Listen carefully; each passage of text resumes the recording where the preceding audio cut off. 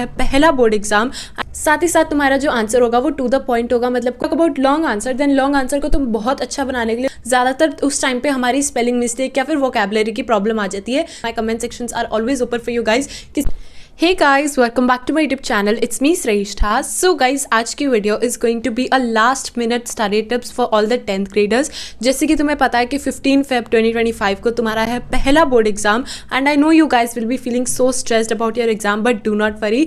मैं अभी इस वीडियो में कुछ ऐसी टिप्स एंड ट्रिक्स बताने वाली हूँ, last minute tips and tricks, जिससे तुम अपनी इंग्लिश की तैयारी को और भी अच्छा बना सकते हो। So without any further ado let's get started.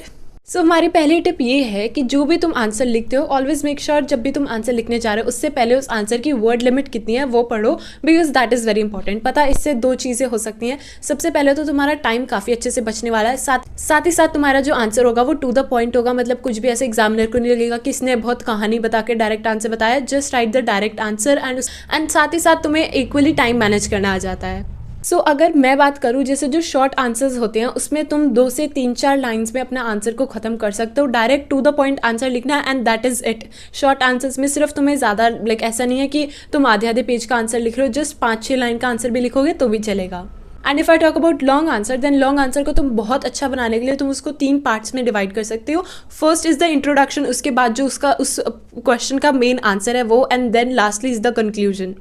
अच्छा, कभी कभार ऐसा होता है ना कि कुछ इंपॉर्टेंट कोड या इंपॉर्टेंट लाइन हमें उस टाइम पे दिमाग में नहीं आ रही होती है। सो ऐसा नहीं है कि तुम कुछ भी लिख के आओ, right it in simple words. जितना तुम्हें याद आ रहा है उसको सिंपल वर्ड्स में लिखना, ज़्यादा एकदम बढ़िया इंग्लिश में नहीं लिख के आना, बिकॉज ज़्यादातर उस टाइम पे हमारी स्पेलिंग मिस्टेक या फिर वोकैबुलरी की प्रॉब्लम आ जाती है। सो इंग्लिश में तो ऑफकोर्स यार मार्क्स कट सकते हैं उन सिली मिस्टेक्स पे। So that's why I am suggesting कि अगर तुम्हें कुछ भी याद आ रहा है so write it in simple words. अब the next tip is always try to make your answers neat and clean. मतलब अगर जैसे हम बात करें इंग्लिश की, तो इंग्लिश में ऑफकोर्स तुम पॉइंटर्स में तो आंसर नहीं लिख के आने वाले हो, तुम लिखोगे पैराग्राफ्स में answer. So I would suggest you guys कि जैसे ही तुम अपना पैराग्राफ खत्म करोगे उसमें जो जो चीज़ इंपॉर्टेंट है उसको अगर तुम सिंपली पेन से भी अंडरलाइन कर दोगे तो भी चलेगा। आई एम नॉट सेइंग कि कलरफुल पेन या फिर कलर पेंसिल्स वगैरह लेके जाओ, नहीं अगर तुम्हारा मन इतना सब कुछ ले जाने का, देन सिंपली तुम अपने ब्लैक ब्लू पेन से उस चीज़ को अंडरलाइन कर सकते हो, सो दैट जो भी इंपॉर्टेंट पॉइंट होगी एग्जामिनर का डायरेक्ट उस पर ध्यान जाएगा। फॉर एग्जाम्पल, अगर कोई पोएम है उसकी कोई तुम लिख रहे हो कि इस पोएम की लिटरेरी डिवाइस ये है, तो उस लिटरेरी डिवाइस को तुम अपने ब्लैक ब्लू पेन से अंडरलाइन कर सकते हो, सो दैट जो भी तुम्हारा एग्जामिनर होगा वो सिंपल उसको पढ़ेगा कि ठीक है भाई इसने ये सही करा, एंड देन टिक करेगा, आगे बढ़ेगा। This will actually improve your answer writing.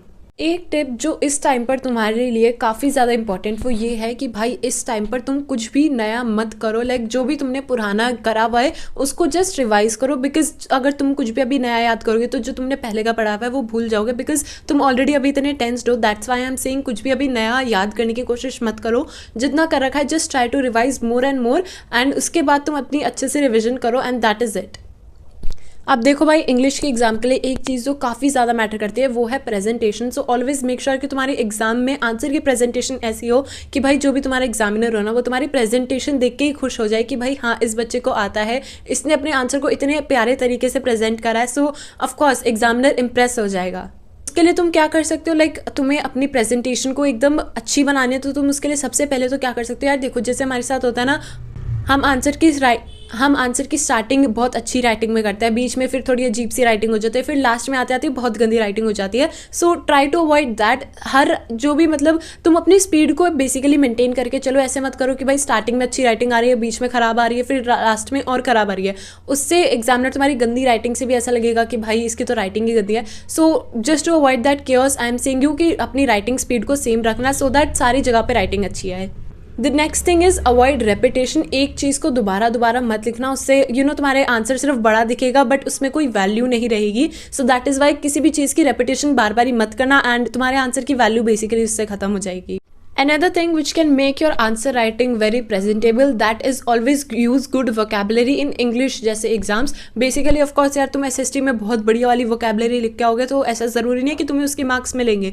English में काफ़ी ज़्यादा चांसेस होते हैं कि अगर तुम अच्छी vocabulary लिख के आते हो तो उससे तुम्हें मार्क्स मिल जाते हैं। मतलब आंसर्स में अगर तुम अच्छी सी vocabulary यूज़ कर रहे हो, कुछ अच्छे वर्ड्स यूज़ कर रहे हो, एंड कोड्स कुछ अच्छे यूज़ कर रहे हो, सो हमें काफ़ी ज़्यादा चांसेस हो जाते हैं कि तुम्हारे जो एग्जामिनर है वो तुम्हारे आंसर को देख के खुश हो जाता है कि तुमने अपना आंसर काफी अच्छे तरीके से प्रेजेंट करा है। तो चलो ये तो बात हो गई कि तुम अपने आंसर को वहां पे जाके प्रेजेंट कैसे करने वाले हो। Now let's come to the next step. देखो यार, एक टिप जो इंग्लिश के लिए काफ़ी ज़्यादा इंपॉर्टेंट हो जाती है वो ये है कि तुम्हें सबसे पहले तो अपने एनसीईआरटी की रीडिंग ज़रूर मारनी है। प्लीज़ एनसीईआरटी की रीडिंग को लाइटली मत लेना। आई नो वो थोड़ा सा टाइम टेकिंग होगा, बट थोड़ी सी देर के लिए एनसीईआरटी को रीड करना, उसके बाद उसकी समरीज को पढ़ना and then try to attempt questions. अगर तुम डायरेक्ट क्वेश्चन की तरफ बढ़ोगे तो शायद कुछ चीज़ें तुम्हें याद ना आ पाए। That is why I am saying सबसे पहले एनसीईआरटी रीड करनी है। जब तुम अपने एक दिन पहले भी ना बैठ के एनसीईआरटी रीड करना, सारे चैप्टर्स की समरीज रीड करना and then only try to solve sample papers या फिर पीवाईक्यूज या फिर कोई भी रिविजन मटेरियल। अब तुम सोचोगे कि भाई अब तो बस 2-3 दिन ही रह गए हैं तो हमें क्या करना चाहिए, अभी हमें सैम्पल पेपर सॉल्व करने चाहिए, विच इज़ एब्सोल्युटली राइट। अब ज़्यादातर बच्चे अपने सैम्पल पेपर्स को काफ़ी लाइटली करते हैं एंड उन्हें लगता है कि भाई सैम्पल पेपर ही तो दे रहा हूँ, इतना कुछ है नहीं। So basically this is very important कि जब भी तुम अपना सैम्पल पेपर सॉल्व कर रहे हो तो try to follow all the conditions which are written in your sample papers. अगर उसमें बताया गया कि इतने से इतना रीडिंग टाइम है तो ट्राई टू फॉलो दैट, क्योंकि उससे तुम्हें पता लग जाएगा कि भाई बोर्ड एग्जाम में मैं टाइम को कैसे मैनेज करने वाला हूँ। सो टू अवॉइड कि भाई वहाँ मेन बोर्ड एग्जाम में तुम्हें टाइम की दिक्कत हो, दैट इज़ वाई घर पे बैठ के एग्जैक्टली उसी टाइम से अपना एग्जाम करना या फिर एक सैम्पल एग्जाम देना, दैट इज़ वेरी इंपॉर्टेंट, क्योंकि इससे तुम्हें काफ़ी ज़्यादा आइडिया मिल जाता है टाइम मैनेजमेंट का। अब तुम सोच रहे होगे कि मैं बार बार ही टाइम मैनेजमेंट क्यों बोल रही हूँ, because let me tell you, English और हिंदी जैसे एग्जाम्स में तुम्हें एक्चुअली बिल्कुल भी नहीं पता चलता है कि तुम्हारा टाइम कितना जल्दी बीत गया है। So that is why time को इंग्लिश और हिंदी जैसे एग्जाम्स में मैनेज करके चलना काफ़ी ज़्यादा इंपॉर्टेंट है। एंड वो तरीका है कि तुम्हें घर पे बैठ के सैम्पल पेपर्स अटेम्प्ट करने होंगे एंड लाइक वैसे ही टाइमर से अटेम्प्ट करने होंगे, वही कंडीशंस फॉलो करनी पड़ेगी जो कि मेन बोर्ड एग्जाम में होती है। अब देखो भाई, आई कैन टोटली अंडरस्टैंड इस टाइम पर तुम काफ़ी ज़्यादा स्ट्रेस्ड हो गए अपने बोर्ड एग्जाम को लेके, but let me tell you भाई, बोर्ड एग्जाम को हमेशा ऐसे मत समझ के चलना कि this is the last exam of your life. It is basically your first exam of your life. मतलब अब तक तो तुम स्कूल में ही देते आए हो ना, अब तुम स्कूल से बाहर जाके एग्जाम दोगे। सो ऐसा मत सोचना कि यार बोर्ड एग्जाम काफ़ी ज़्यादा डिफिकल्ट आता है। As I told you in my each and every video कि तुम जब अपना पहला बोर्ड एग्जाम दे के आओगे यू विल डेफिनेटली फील कि भाई बोर्ड एग्जाम कितने ज़्यादा ईजी होते हैं। इनफैक्ट बोर्ड के जो पेपर लाइक सेट करते हैं ना, उन्हें खुद वो इस लेवल पर सेट करते हैं कि भाई सब बच्चे सॉल्व कर पाएँ। ठीक है, सो बिल्कुल भी बोर्ड एग्जाम को लेकर तुम्हें टेंशन लेने की जरूरत है नहीं। अगर तुम टेंशन ले भी रहे हो तो ऑलवेज मेक श्योर दैट तुम्हारी टेंशन तुम्हारे प्रिपरेशन को इफेक्ट ना करे। बाकी इस टाइम पर यार देखो, रैदर देन टेंशन लेना, अपनी फालतू में स्ट्रेस्ड फील करा, इन सबसे बढ़िया है कि तुम अपनी पढ़ाई पर ज़्यादा ध्यान दो, सो दैट तुम्हारा माइंड डिस्ट्रैक्ट ना हो एंड तुम्हारा टाइम भी यूज़ हो। सो बेसिकली स्ट्रेस वगैरह लेने की जरूरत तो है नहीं, क्योंकि बोर्ड एग्जाम बस बहुत छोटा सा एग्जाम है। जब तुम खुद 11th में आ जाओगे ना, तब तुम्हें खुद पता चलेगा कि भाई इतने छोटे से एग्जाम को हम फालतू में इतना हवा बनाते हैं उस एग्जाम का। सो दैट इज़ वाई अपने बोर्ड एग्जाम को लेकर बिल्कुल भी स्ट्रेस नहीं फील होना है। It is quite simple exam. जब तुम्हारे लास्ट पेपर होगा ना बोर्ड एग्जाम का, यू विल डेफिनेटली फील कि भाई ये जो बोर्ड की जर्नी थी that was so nice. And of course तुम क्लास 11th में अपनी क्लास 10th की बोर्ड जर्नी को काफ़ी ज़्यादा मिस करने वाले हो।